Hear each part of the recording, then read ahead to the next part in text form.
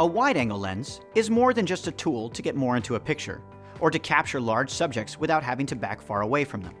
It can actually be a powerful tool that can change the look of your photography. What is a wide-angle lens? Traditionally, photographers have considered lenses with focal lengths of 35mm or lower to be wide-angle. The lower the millimeter number, like 24mm, 20mm, and so on, the wider an angle of view the lens has, and the more expansive its view in a picture or video. These traditional numbers still apply if you work with a full-frame digital camera.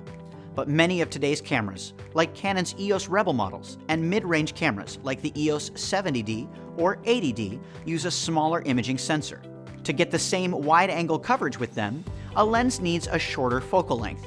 So, in general, if you use a camera with the smaller APS-C size image sensor, assume you'll need a lens that's about 22mm or lower to get a wide-angle look.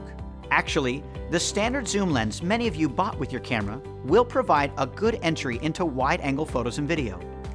Lenses like the 18 to 55mm zoom for APS-C cameras, or a 24 to 70mm or 24 to 105mm for full-frame cameras will give you wide coverage at their lower zoom settings.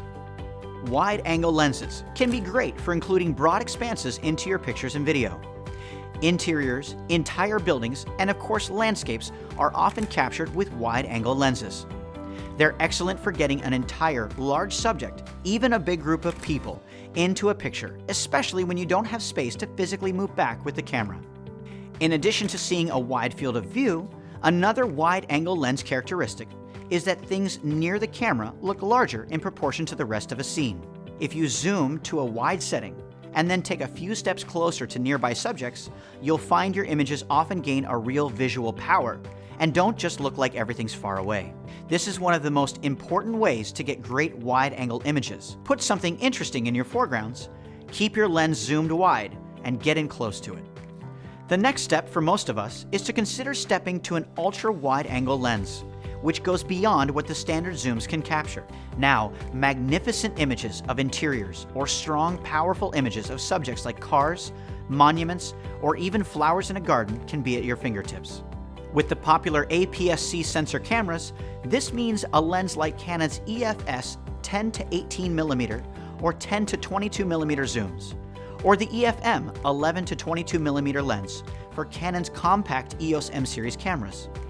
If you shoot with a full-frame camera, you'll get the same look from lenses like the EF 17 to 40mm or 16 to 35mm zooms, or even a fixed focal length lens like the EF 14mm f2.8. Any of these will bring you solidly into ultra-wide-angle territory and put that visual power into your hands. And for serious, experienced photographers, Canon has a variety of fixed focal length wide-angle lenses with wide apertures for excellent low-light shooting and great image quality. Lenses like the 35mm f2.IS and the 24mm f2.8 IS are great examples.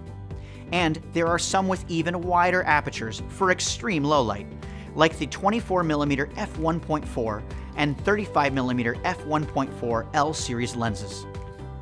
Any of these can make a great next step as your photography grows, and you want to stretch beyond what the standard zoom lenses can deliver. Of course, another way to move past our standard zooms is to consider a telephoto lens, and that will be the topic of our next episode.